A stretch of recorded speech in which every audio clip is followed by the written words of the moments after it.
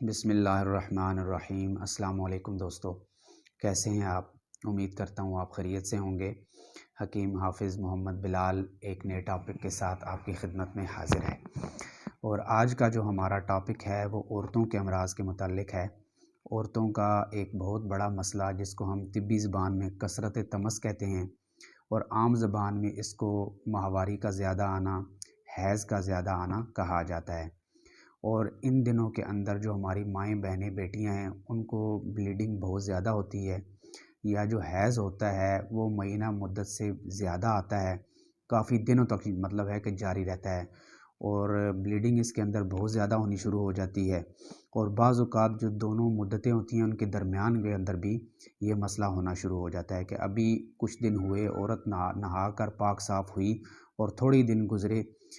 ابھی 5-7 دن گزرتے ہیں تو دوبارہ یہ مسئلہ ہونا شروع ہو جاتا ہے۔ تو آج اس کے متعلق ہم بات کریں گے، آپ کو بتائیں گے کہ اس کے اسباب کیا ہیں، علامات کیا ہیں، اور اس کا علاج جو ہے وہ کس طریقے کے اوپر کرنا چاہیے۔ سب سے پہلے تو آپ یہ بات یاد رکھیں کہ جن عورتوں کو یہ مسئلہ ہوتا ہے وہ عورتیں وہ اس طرح کی ہوتی ہیں کہ جو گرم اور خشک اشیاء کا استعمال جو ہے وہ بہت زیادہ کرتی ہیں۔ مثال کے طور پر انڈا، کریلا، تیز مرچ مسالہ، پکوڑے، سموسے، یا فاسٹ فوڈ کا بہت زیادہ استعمال، آج کل رجحان بہت زیادہ بڑھ گیا ہے، برگر، پیزے، شاورمے وغیرہ کھانا، اور اس کے علاوہ کافی، چائے کا استعمال بہت زیادہ کرنا، یا ایسی عورتیں جو جسمانی طور کے اوپر دبلی پتلی ہوتی ہیں ان کو بھی یہ پرابلم بہت زیادہ ہوتا ہے، کیونکہ ان کے جسم کے اندر خشکی پہلے ہی بہت زیادہ ہوتی ہے۔ جو ہی وہ کوئی ایسی گرم چیز استعمال کرتی ہیں اور گرمی اور خشکی مل کے تو جسم کے اندر بہت زیادہ جب گرمی خشکی بڑھ جاتی ہے تو اس کے ساتھ یہ مسئلہ ہونا شروع ہو جاتا ہے، اور بلیڈنگ اتنی زیادہ ہوتی ہے کہ عورتوں کے جسم کے اندر بہت زیادہ کمزوری پیدا ہونی شروع ہو جاتی ہے۔ اتنا بلڈ بنتا نہیں ہے جتنا نکل جاتا ہے، تو اس کی وجہ سے چکر آنا، ٹانگوں کے اندر تھکاوٹ کا احساس ہونا، ٹانگوں کے اندر درد ہونا، کمر کے اندر درد ہونا، یہ ساری علامتیں جو ہیں یہ بھی ساتھ ہونی شروع ہو جاتی ہیں۔ تو آج انشاءاللہ تعالی میں آپ کو جو نسخہ بتاؤں گا اس کے استعمال سے یہ جو تمام علامتیں یہ ختم ہونا شروع ہو جاتی ہیں، اور آہستہ آہستہ جو ہوتا ہے وہ عورت کے جو پیریڈز وغیرہ ہوتے ہیں وہ نارمل ہونا شروع ہو جاتے ہیں۔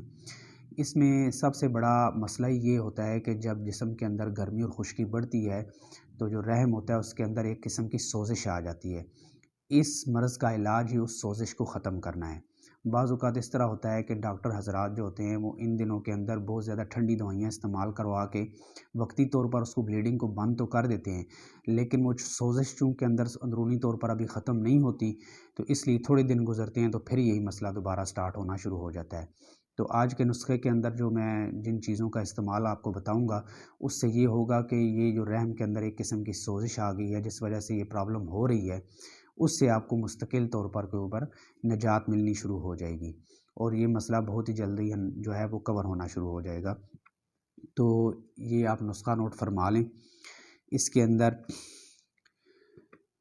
زیرہ سیاہ ایک ہوتا ہے، زیرہ سفید وہ نہیں، زیرہ سیاہ آپ نے لینا ہے 30 گرام، اور گندک آملہ سار آپ نے لینی ہے 30 گرام، اور سونف 30 گرام، ملٹھی 30 گرام، اور ہلدی 30 گرام۔ یہ 5 چیزیں ہیں، زیرہ سیاہ، گندک آملہ سار، سونف، ملٹھی اور ہلدی۔ ان 5 چیزوں کو برابر وزن میں لے کر آپ گرائنڈ کر لیں، اور صبح دوپہر شام آدھی چمچ جو ٹی سپون ہے وہ صبح دوپہر شام کھانا کھانے کے بعد آپ استعمال کریں۔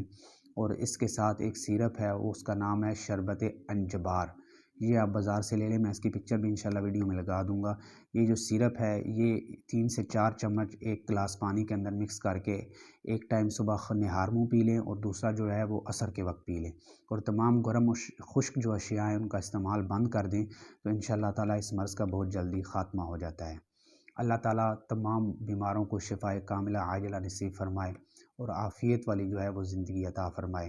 انہی الفاظ کے ساتھ مجھے اجازت دیجیے، نیکسٹ ویڈیو میں پھر ایک نئے ٹاپک کے ساتھ آپ کی خدمت میں حاضر ہوں گا۔ تب تک کے لیے اللہ حافظ۔